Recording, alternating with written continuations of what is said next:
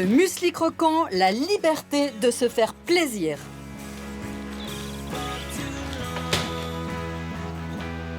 Dans les publicités, le muesli croquant règne en maître sur les matins suisses. Il annonce un brillant réveil aussi sûrement que la croix blanche annonce le drapeau national. Car avant d'être croquant, le muesli était une invention bien suisse. Aujourd'hui dans Helvéticus, le Bircher Muesli. Notre histoire se passe à Zurich en 1900. Ce matin, le docteur Bircher sort de sa clinique pour se promener avec son épouse. Le docteur est inquiet, car malgré tous ses efforts, ses patients ne sont pas très en forme. On dirait qu'ils sont tout rouillés. La série Helvéticus, diffusée sur RTS Kids, narre la rencontre du bon docteur Bircher avec une bergère âgée et survitaminée. Elle lui donne sa recette d'avoine crue mélangée à du lait, des baies, du miel et une pomme râpée. Le docteur est persuadé que les aliments crus, le bon air et le soleil peuvent guérir certaines maladies. Il baptise cette bouillie « Petite purée du docteur Bircher », Bircher Muesli. Peu à peu, le Bircher conquiert l'Europe. En 1969, l'Anglais Jordan se rend aux États-Unis. Il y découvre les grains de blé et de maïs concassés des frères Kellogg, cuits à la vapeur et dorés au four. De retour au pays, il simplifie la recette et produit, dans le moulin familial, les premiers mueslis croquants d'Europe. De petite purée, le muesli devient petite graine. Granola. Ça va bouleverser le paysage du muesli suisse. À Sachseln, au cœur de l'Helvétie, l'unique fabrique industrielle de Bircher voit ses ventes chuter dans les années 90. Elle développe alors une production de granola. Chaque jour, 1500 kilos de noisettes de Turquie ou d'amandes de Californie sont fraîchement torréfiées. Elles sont ensuite passées au crible pour ôter les peaux grillées.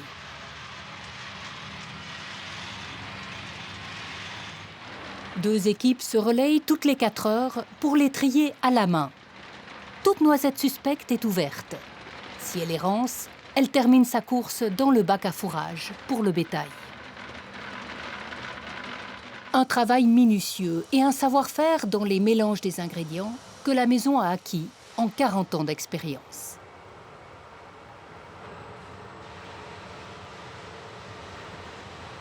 Dans une cuve, l'avoine importée des pays du Nord est mélangée à du sirop d'agave ou de riz et à de l'huile de colza.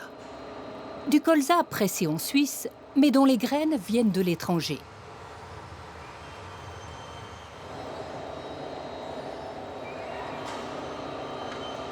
Le mélange est déroulé en couches très régulières d'exactement 2 cm d'épaisseur. Il entre dans un four de 25 mètres pour être chauffé à 170 degrés.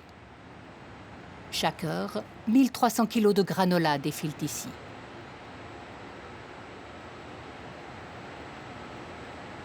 Niklaus Itten a suivi de près toute l'évolution du granola chez Familia.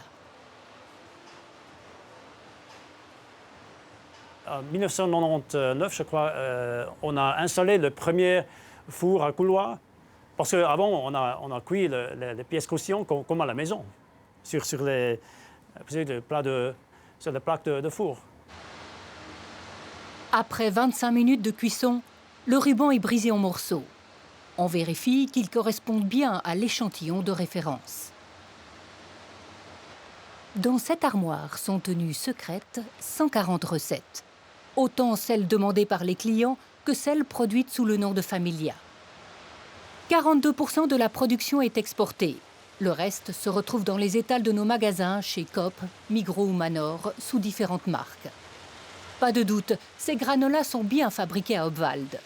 Mais pour prétendre au drapeau helvétique, il faut que les ingrédients soient suisses, à 80%. Ce n'est pas vraiment le cas chez Familia. Souvenez-vous de tous ces ingrédients importés. Pas à 100% parce que ce n'est pas possible. Par exemple, il y a les noisettes. Il n'y a pas en Suisse, pas dans la quantité qu'on a nécessaire, qu'on a besoin, ou des amandes aussi, ce n'est pas possible.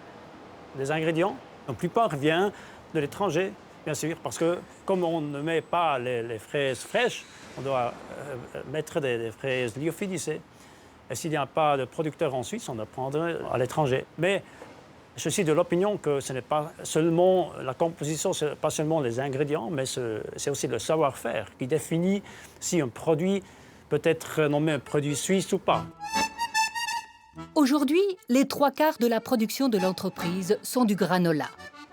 En devenant croquant, le muesli a gagné en popularité, ce qu'il a perdu en authenticité.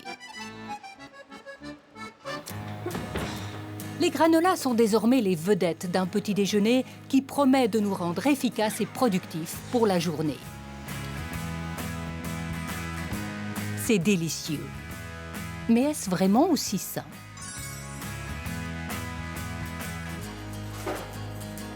Nous avons demandé à la médecin nutritionniste Laurence Janton d'examiner le contenu des paquets de granola.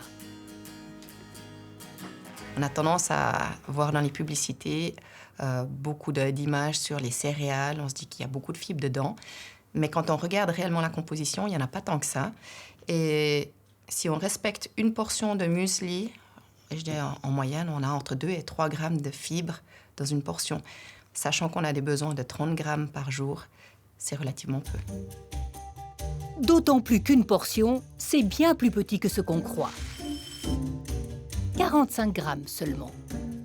Et après, quand on regarde la composition aussi de ces mueslis, on se rend compte qu'ils sont très riches en graisse et en sucre, qui ont été ajoutés notamment pour donner du goût et pour donner du croquant. Donc, ce n'est pas des aliments qui sont équilibrés. Donc, si on parle d'équilibre, que l'équilibre est quelque chose de sain, ce ne sont pas des aliments sains. Manger une portion, par exemple de muesli Bio-Coop Naturaplan, c'est avaler 2,5 morceaux de sucre. Celui qui est naturellement contenu dans les fruits et celui qui est rajouté. Et c'est aussi ingurgiter plus de 5 grammes de graisse. La même portion de Crunchy Muesli de Crownfield comprend 2 sucres 3/4 et presque 7 grammes de graisse. Ou une part de Lion Crunchy Muesli vaut 3 carrés de sucre et 4 grammes de graisse. Des proportions qu'on retrouve dans tous les granolas. Mais plus important encore que les chiffres, c'est la composition même des granolas qui doit d'abord attirer notre attention. Et dans des ingrédients aussi sains que les fruits se cache une autre surprise.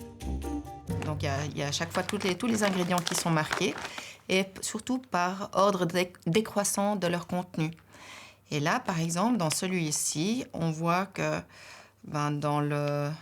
le deuxième élément, c'est des fruits secs. Et puis, parmi ces fruits secs, il y a des morceaux de banane, dont du sucre surajouté également. Et après, on voit aussi à la fin du sucre en tant que tel surajouté. Donc, il y a énormément de sucre qui est caché, qu'on ne le voit pas automatiquement au premier abord. Et c'est vrai que la même chose avec les huiles. Donc, on voit qu'ici, il y a de l'huile de palme qui est clairement indiquée. Donc, c'est une huile néfaste aussi pour la santé. Des graisses et des sucres qui transforment le petit déjeuner en bulldozer calorique. Et à la longue, ce n'est pas sans effet sur la santé. On a un risque de devenir gros, d'avoir une surcharge pondérale, risque de devenir obèse. On a un risque aussi d'avoir des augmentations du mauvais cholestérol dans le sang, donc le cholestérol LDL. On a aussi, maintenant, indépendamment de la quantité de calories, quand on regarde le type de graisse qui est consommé, les acides gras saturés, que l'on trouve par exemple en grande quantité dans ce type de muesli, ceux-là, ils ont été associés aussi avec une augmentation du risque de maladies cardiovasculaires si on le compare avec des graisses monoinsaturées ou polyinsaturées. C'est définitivement pas ce que vous conseillez le matin, les gars. Définitivement pas. Mais en petite quantité, si c'est parfois pour se faire plaisir, on ne va pas l'éviter à tout prix. Le petit déjeuner devrait correspondre à 30% des apports caloriques de la journée. Depuis 2015, les industries alimentaires se sont engagées à diminuer la quantité de sucre dans leurs produits. Qu'en est-il chez Familia ? Une nouvelle recette est établie au début avec moins de sucre. Et le deuxième pas est de changer les recettes établies qui sont au marché depuis 20 ans. On essaye de réduire, par exemple, le taux de sucre. Mais on ne peut pas changer la recette d'une journée à l'autre parce que sinon les consommateurs ne vont plus acheter parce que ça change les caractéristiques sensorielles. Mais on continue à les acheter, ces granolas, en oubliant qu'une portion le matin, c'est autant de sucre et de graisse que 2 tranches de cake.